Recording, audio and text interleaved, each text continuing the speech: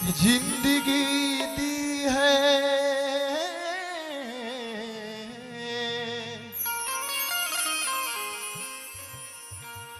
तो जीने का हुनर भी देना।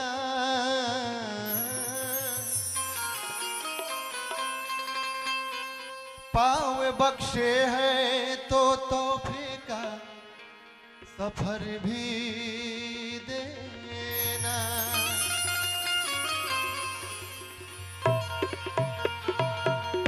गुफ्तगू तूने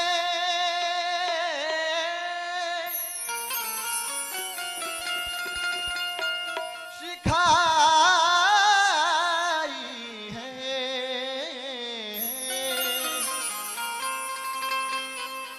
अब मैं बोलूं तो बातों में असर भी देना।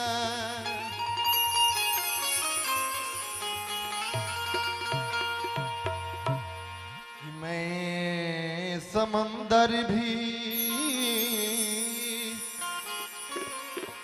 किसी गैर के हाथों से ना लूं,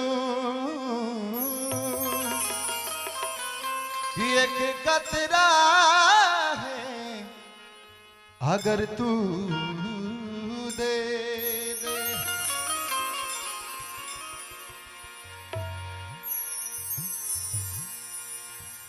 एगो भक्त सरकार के चरण में गईले आ देखले कहले कहा बाबू, दिल दुखिया के दुख से उबारी जी, दिल दुखिया के दुख से उबारी जी, धन है गुरु पहारी जी। दिल दुखिया के दुख से उबारी जी, धन है गुरु पहारी जी।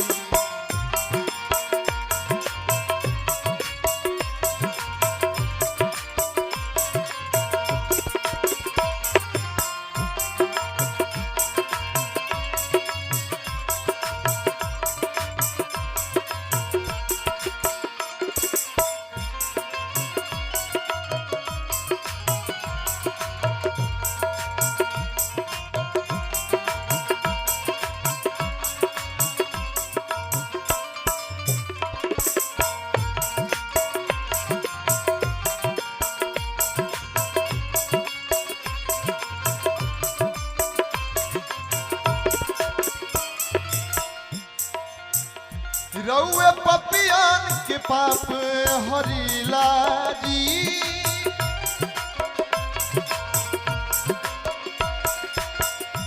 रउर सेवका पदाया करीला जी।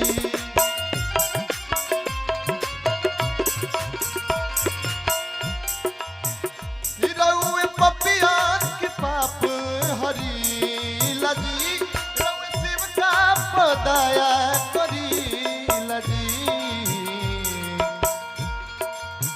कि दिला प्यार जैसे दिले महतारी जी, कि दिला प्यार जैसे दिले महतारी जी, धनबानी गुरु पहारी जी। रवे दुखिया के दुखवारी जी, धनबानी गुरु पहारी जी।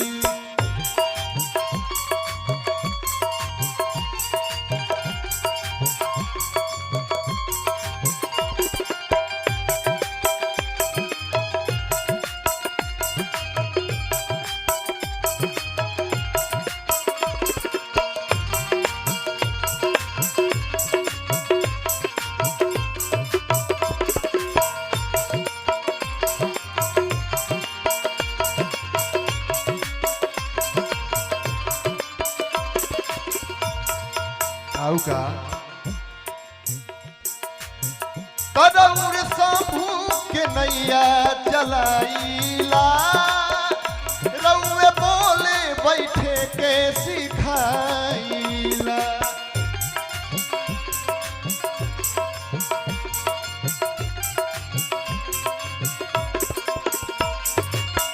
ई दरबार ऐसा है बाबू कि संस्कारे है जब यह सीखे के बा, यह सुने के बा, यह देखे के बा। रउए शंभू के नैया चलाइला, रउए बोले बैठे के सिखाइला।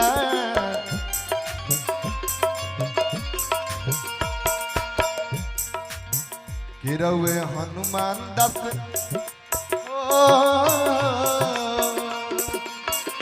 रउए हनुमान दास बनवारी जी, रउरे हनुमान दास बनवारी जी, धनवानी गुरु पहारी जी।